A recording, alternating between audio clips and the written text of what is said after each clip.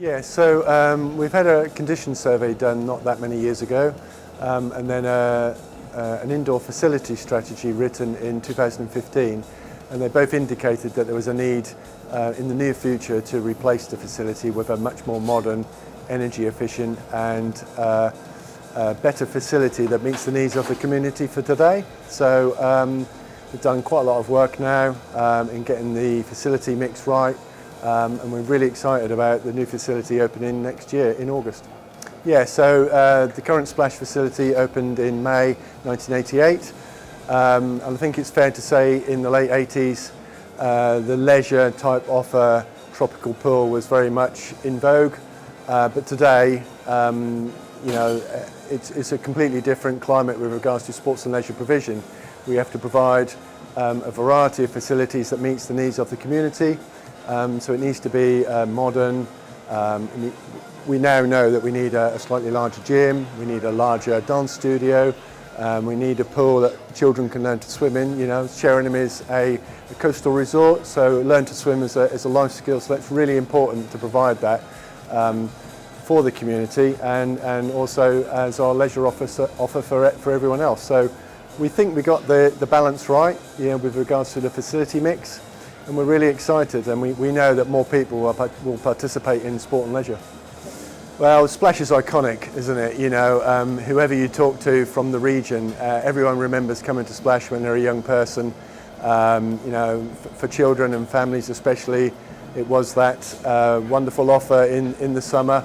But we believe that the facility, the new facility, will provide something that also has that fun element to it, but also provides, a sport and leisure officer for the whole of the community. But Splash has done its job. It owes us nothing. It's time for a new start.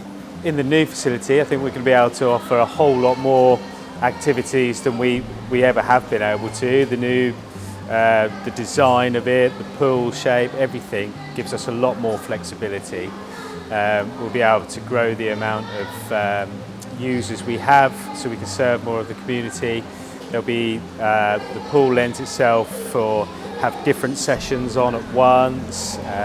We can have aqua aerobics on at the same time as lane swimming. We can have teaching, we can teach way more lessons than we're used to at the moment. We'll have the splash pad in there, which would entertain children up to the ages of 8, which is fountains and fun stuff for the kids to play in. And upstairs we'll have the gym, which is bigger than what we're used to, so we can serve more of the community.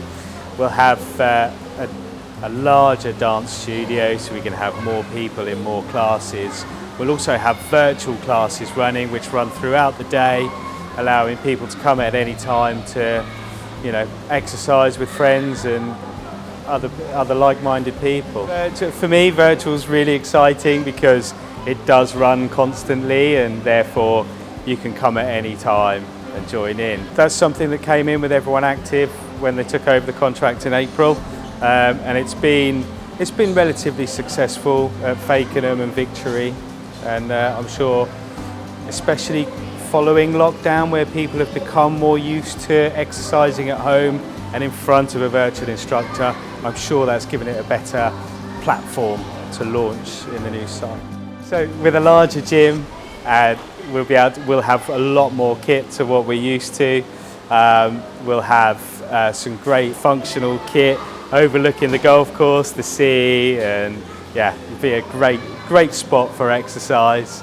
The pool has a movable floor, so we can do various things in there. We could do aqua aerobics, we could do deep water aqua aerobics, we could do teaching for small children, we can have family swim with parent and toddler. So the teaching pool alone allows a plethora of various different activities to be able to take place in.